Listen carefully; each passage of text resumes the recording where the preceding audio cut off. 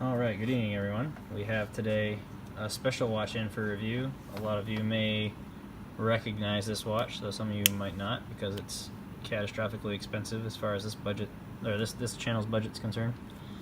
But we have here today on loan from a friend, a Everrose Sky Dweller. I don't know the reference number for this model off the top of my head, but I'll put it in the description. This watch is kind of considered the pinnacle of Rolex's tool watch family in some ways, although it's only available in precious metals, so you know the tool nature of it is sort of impinged on a little bit by that fact. But we'll go over the specs real quick. This is a big watch for Rolex. It's 42 millimeters across, so ties. It actually measures to me about 42 and a half. So it ties with the Explorer 2, the new Explorer 2 for size, and the new Sea Dwellers and Deep Seas are bigger. But as far as non-ultra deep saturation divers, it's pretty big.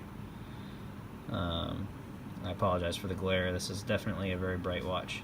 This is the Everrose version with the I believe it's called the Sundust dial, but it's just a radially brushed rose gold dial, so everything is rose gold on this watch. The markers, the dial, the bezel, and the case, and the clasp. It's on a chocolate brown. It's tough to kind of get the color in this shot, but chocolate brown genuine crocodile leather strap.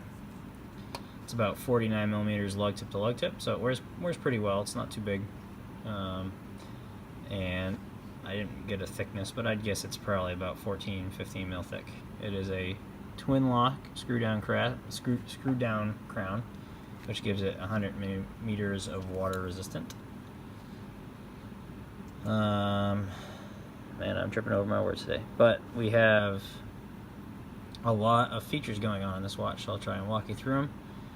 Around the dial you'll see white squares, except for at 11 where there's a red square. That's the month indicator. So the Roman numeral that represents the hour also represents the month. So we have January, February, March, etc.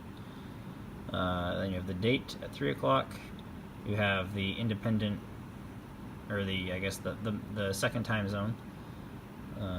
That's the dependent time zone actually. And then you have the local time, which is independent. And that's it for this watch. So it's got about the same stuff going on as an Explorer 2 or GMT Master with the addition of a month. The party trick for this watch is that the crown, if you unscrew the crown, which has a phenomenal grip by the way, the machining on this is excellent. The whole watch, the quality is phenomenal.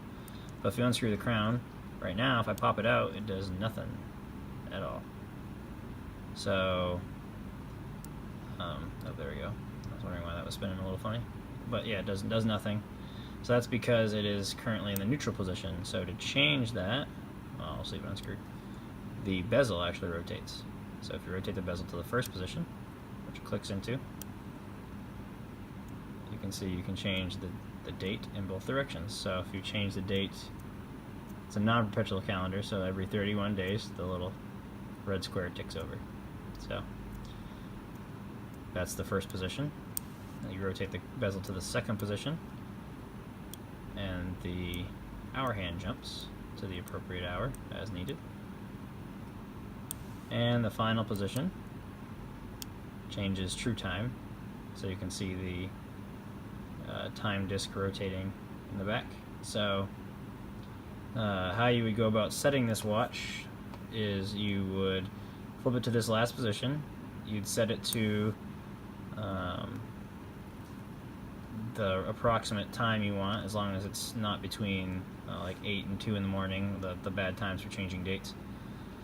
But you set the approximate independent time you want, so if you want East Coast time or GMT time, you set that independent hand, and then you set the local hand, and then you set the date. So it's a beautiful watch. It's very heavy because of all this solid gold. It's 18 karat gold. So it's extremely heavy. It's, you know, probably 1.5 times as heavy as a diver about this size, so probably in the 200 gram range just for this. So it's very top heavy. The clasp has some nice micro adjustments. It's machined very well. It's got the typical like Datejust style where it's not locking, like double locking. It's just got this single flip up hinge mechanism, and everything here is solid gold as well. It's like I said, it's got 5 micro adjusts, but it doesn't look like the croc strap is adjustable. So I assume when you buy this watch, it retails for about $40,000 US.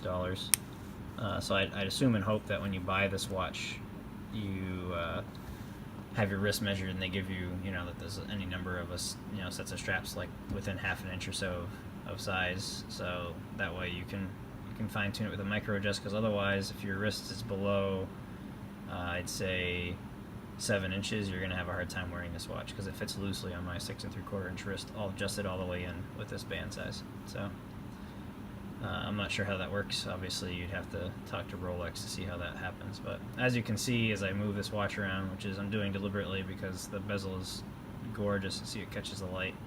It's a very flashy watch.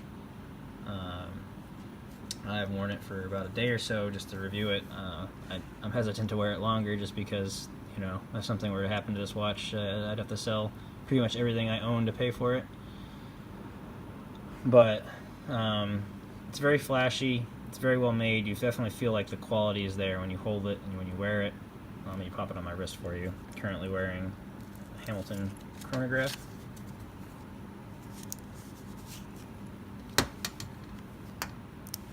But my 6 3/4 inch wrist, you can see it fits nice. It's very hefty. You see, it has an excellent wrist profile, but it wears very tall on the wrist because of the size. And you can see it's loose on me. A lot of people would probably be happy with that level, but since it's so heavy, especially since it's so heavy, I definitely would prefer it to be tighter. But yeah, so that's about all I have for your review on this watch. If you have any questions, you can feel free to leave them down below. I'll be able to access this watch for the foreseeable future if anyone needs any clarification on anything. So I hope you like this review. If you have any questions, again, see you in the comments. Have a great day.